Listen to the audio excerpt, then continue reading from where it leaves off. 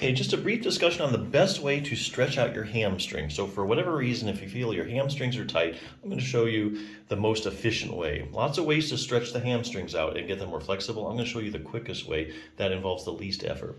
So while there are many different techniques to choose from when it comes to stretching out a tight muscle and improving knee motions, by far the easiest and least complicated way is known as the static stretch. Static or stationary stretch takes a tight muscle, puts it in a lengthened position, keeps it there for a certain period of time. For instance, if you wanted a static stretch to make your back muscle more flexible, you could simply lie on your back and pull your knees to your chest. Thus, as you hold this position, the muscles are being statically stretched. There's no bouncing, just a gentle, sustained stretch.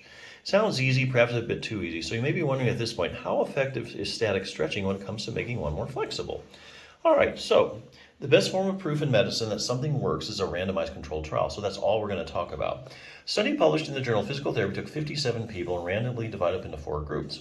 One group held the static stretch for 15 seconds, another 30, another 60. Fourth group didn't stretch at all, it's the control.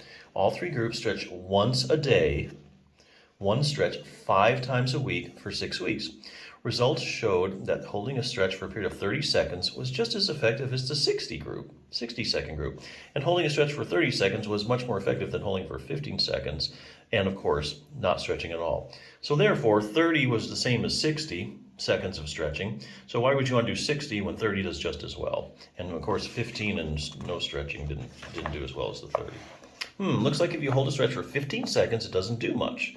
On the other hand, holding a stretch for 30 seconds does work, and just as well as 60 seconds. Now that you know the 30-second stretch seems to be a magic number, makes you wonder if doing a bunch of 30-second stretches would be even better.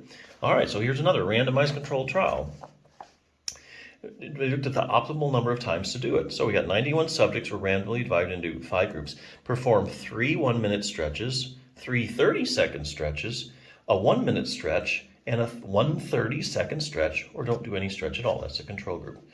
The results, not so surprising, was the fact that all groups became more flexible than the control group that didn't stretch. However, what was surprising was the finding that among the groups that did stretch, no one group became more flexible than the others.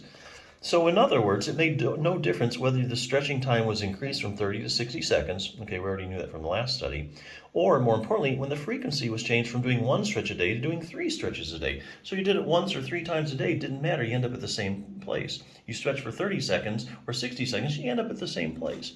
So here we have yet another randomized controlled trial, okay, which is showing us once again that holding a stretch for 30 seconds is just as effective as holding it 60 seconds.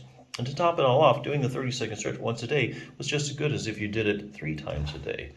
Other randomized controlled trials have also supported the amazing effectiveness of the 30-second stretch done 1 time a day, 5 days a week to make one more flexible. And interestingly enough, a later study showed that doing 1 30-second stretch once a day, okay, 3 times a week can make you a little more flexible. Can even make you a little more flexible. So that's good. Good to know if you're having a busy week and happen to miss a day of stretching or 2. So as far as the randomized controlled trials clearly point out, it really doesn't take a lot of time to stretch out tight muscles if you know how. Based on the current research, this book recommends the following guidelines, which is just what we went over. So there you go. This is Bulletproof Your Hamstrings.